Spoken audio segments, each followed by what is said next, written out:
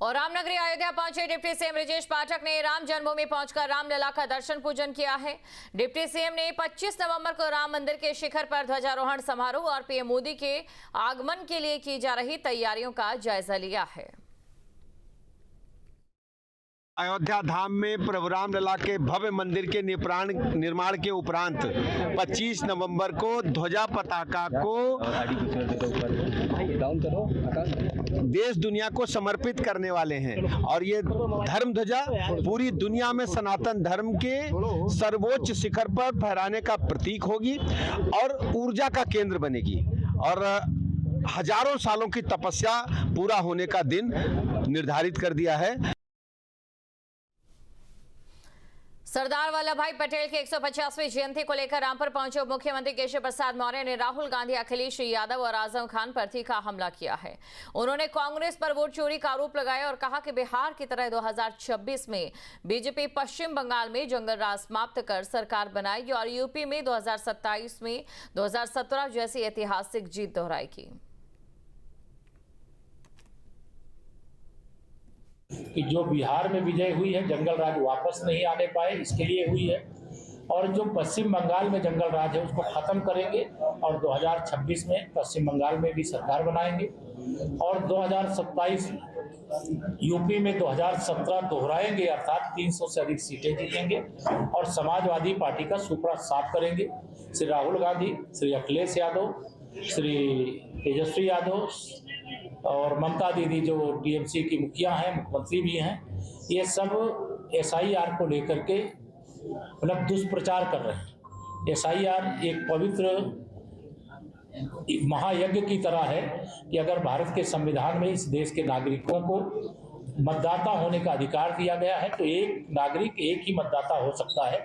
जो स्वर्गवासी हो गया है वो कोई स्वर्ग से आके मतदान नहीं करेगा, इसलिए जो मृतक मतदाता उनका मतदाता सूची से नाम हटे, जो मतदाता का नाम एक से अधिक स्थान पे है वो कटे। और चलिए अब बात करेंगे अगली बड़ी खबर की। लखनऊ से खबर, ऊर्जा मंत्री ए.के. शर्मा का अखिलेश यादव परिवार अखिलेश के पीएम मोदी पर दिए बयान पर किया पलटवार। ईश्वर अखिलेश यादव को थोड़ी सद्बुद्धि दे, एसपी देखती है कि आगामी चुनाव के षड्यंत्र से जीता जाए। ये लोग हर चीज में अपने परिवार का लाभ देखते हैं। तो एसपी देखती है कि आगामी चुनाव के षड्यंत्र से जीता जाए। ये लोग हर चीज में अपने परिवार का लाभ देखते हैं। जहां तक माननीय अखिलेश यादव जी के बयान की, उनकी सोच की, उनके दृष्टिकोण की बात है, मैं ईश्वर से प्रार्थना करूंगा कि उन्हें सद्बुद्धि दे किसी के बारे में ऐसा बोलने की। और साथ में हम ये भी कहना चाहेंगे कि समाजवादी पार्टी सिर्फ हर चुनाव की बात देखती है, आगे अगला चुनाव किस गणित से, किस गिमिक से, किस षड्यंत्र से, किस फरेब से हम जीते, मात्र उतना ही सोचती है। दूरदृष्टि जो स्टेट्समैन होता है, दूरदृष्टि जो नेता होता है, जो जननायक होता है, वो अपने देश को 25 साल 50 साल आगे ले जाने के बारे में सोचता है। हमेशा ये हर चीज़ में अपना लाभ, अपनी जाति का लाभ, अपने परिवार का लाभ, राजनीति हो या प्रशासन हो, चाहे सरकारी नौकरियां हो, अपने कितने लोगों को लाभ मिला है उस गणित के साथ हर चीज़ का मूल्यांकन करते हैं। माननीय प्रधानमंत्री जी, भारतीय जनता पार्टी इस प्रकार का मूल्यांकन नहीं करती है। मुरादाबाद से एसपी सांसद रुचि वीरा ने एसआईआर और घुसपैठियों पर एक्शन की तैयारी को लेकर सरकार पर निशाना साधा। उन्होंने कहा कि एसआईआर पर पारदर्शिता बरतनी चाहिए। देखिए कहाँ है घुसपैठी, हम पता नहीं है कहाँ। चलो बिहार में बात हो या बंगाल में बात हो तब तो समझ में भी आता है, यहाँ उत्तर प्रदेश में कहाँ घुसपैठी हैं। और ये सरकार की जो मंशा है ये सही नज़र नहीं आती। देखिए इन चीज़ों में लापरवाही नहीं होनी चाहिए, पारदर्शिता से होनी चाहिए। ये जो आनन फानन में बिहार में भी किया गया एसआईआर, इसके लिए समय होना चाहिए था, लोग अपनी आपत्ति दर्ज कर पाते, ये मौका उन्हें होना चाहिए था।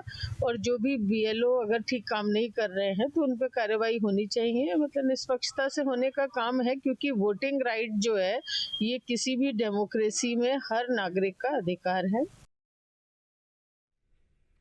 और सिद्धार्थनगर पहुंचे कैबिनेट मंत्री और जिले के प्रभारी मंत्री अनिल राजभर ने बिहार चुनाव नतीजों और एसआईआर फॉर्म विवाद पर विपक्ष को जमकर घेरा है। उन्होंने कहा कि बिहार की जनता ने एक बार फिर लोकतंत्र को मजबूत किया और प्रधानमंत्री मोदी के नेतृत्व में एनडीए को मिला जन समर्थन इसका प्रमाण है। बिहार की सम्मानित जनता का हम लोग अभिनंदन करना चाहते हैं। समय समय पर वहाँ की जनता ने लोकतंत्र को बहुत ताकत देने का काम किया है।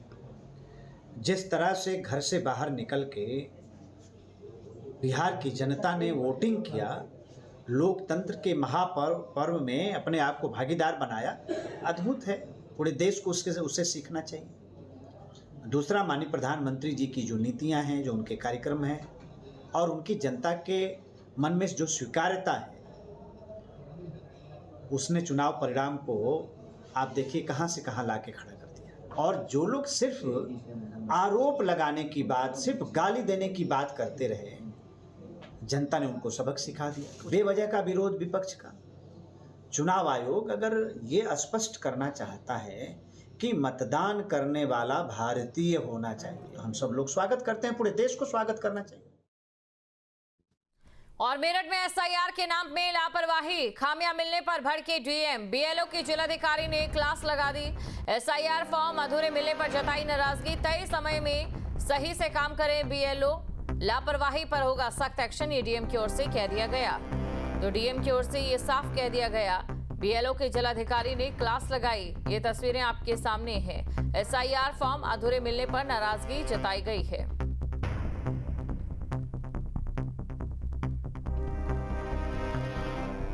ये हम देखना चाह रहे थे कि इस विधानसभा क्षेत्र में जो सबसे खराब काम है, क्यों है, क्या दिक्कत है। उस यहाँ पे बूथ नंबर 78 जो सरदना नगर पालिका क्षेत्र में है, अमरेश जी आशा कार्यकर्ती हैं जो कि हमारे बीएलओ हैं। इनको पूरा प्रोसेस मैंने करके देखा, जैसा कि आपने देखा पूरा प्रोसेस इनको आता है। कमी है थोड़ी मेहनत की कि मेहनत करके ये फार्म को कलेक्ट कर लें और डिजिटाइज कर दें।